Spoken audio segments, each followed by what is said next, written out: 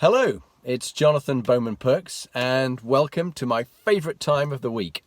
I'm en route to see a friend of mine at the moment, hence I'm in the car.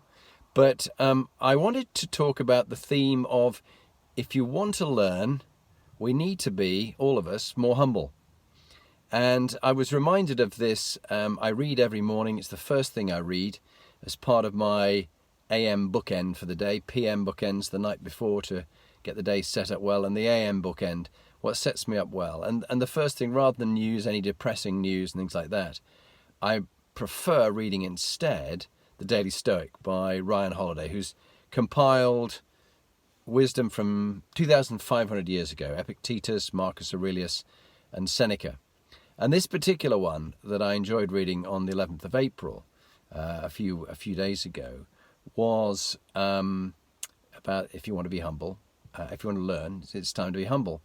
And the opposite of that, of course, is that roguish singer, Robbie Williams, who I remember in one of his songs sang, "It's hard to be humble when you're so effing big." That's the opposite of what we're talking about here. It was Epictetus, one of those Stoics, who said, "Throw out your conceited opinions, for it is impossible for a person to begin to learn what he thinks he already knows." Throw out your conceited opinions, for it is impossible for a person to begin to learn what he thinks he already knows. And I was recently finishing off a coaching session with a very nice and very capable leader in the Bank of Ireland, Richard Exton. And he shared the views of another friend of ours, Des Crowley, who's the CEO of the Bank of Ireland, UK. And Des said, in one way, there's two categories of people in this concept. There are knowers and there are learners. So what are you? Are you a knower? You know it all? Or are you prepared to learn and grow? Because the problem is, when we think we know it all, we stop learning. And indeed, there's even that term, a know-it-all, which is used with some derision about people. And there was a lovely test for executives. And it's this. Question 1. When was the last time that you were dead wrong? Get them to think about it and ask them. Now, the more humble the learner will say, "Oh, frequently get things wrong. In fact, this morning I got things wrong with my children. Or in fact, with one of my executives, I got something wrong and I had to apologize to him and learn from him." Or there's the other one who said, "No, let me think about that. Nope, I can't think of a time when I was wrong." And that's a problem, because they're a knower, they're not a learner. But if they do say, "Yes, I did make a mistake on this occasion. I can think of a time when I got it wrong," your next question for them should be, "And how quickly did you learn and realize that you got it wrong?" And then the third question following that, when they've explained it, how quickly did you resolve it? Did you solve the problem? And what was your learning from it? What was your after-action review? We used to use that term in the military, an AAR, an after-action review, or post-exercise report. Yeah, so we really need to unlearn often to relearn. And in meditation, when I was being taught meditation, they would say, adopt a beginner's mind. Come to this afresh, as if you don't know.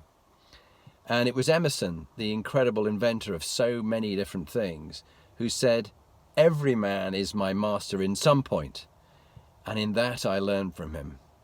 Or a saying I was brought up as a small child, "Everyone you meet has something to teach you, if only you would listen." Everyone you meet has something to teach you, if only you'd listen. So are you the kind of person in a meeting who is constantly talking over everybody else and you're not listening? Because you need to listen more. And personally, I'm constantly learning. I've made many, many mistakes, and I'm sure I'll make many more. But I do find I read widely. I listen to a lot of audiobooks. That's my way of learning and applying. I'm an early adopter. I drive my very patient wife, Lee, somewhat nuts, but she's very long-suffering with the new things that I've adopted. And I'll talk about things like some of the eat, move, sleep and the stuff I've learned from Brian Johnson in the optimized coaching program I'm doing, but particularly about what we eat and a vegan approach to what you eat and put into your body. Because you need to eat as if your life depends on it. What you eat will define your life.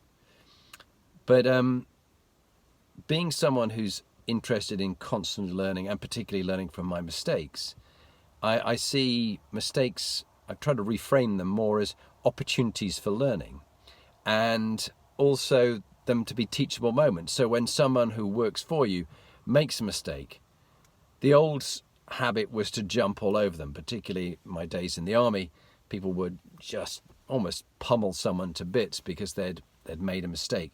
But why not use it as a teachable moment? Ask what they've learnt, what are they going to do differently, and to come back tomorrow with a plan of how they'd resolve it. So, to lead well, don't be the answer man, don't be the answer woman. It doesn't have to be you, the know-it-all. Can you be humble enough that you're prepared to learn from others and get them to think for themselves?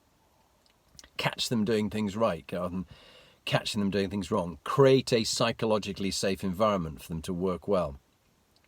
And finally, I'd say surround yourself with an army of giants. Surround yourself with an army of giants. That's men and women who are metaphorically 2 inches taller than you, so that you can learn from their specialism and their expertise. Don't be the answer man or the answer woman. So that's my thought for the day. Good luck. And if you want to learn, be more humble.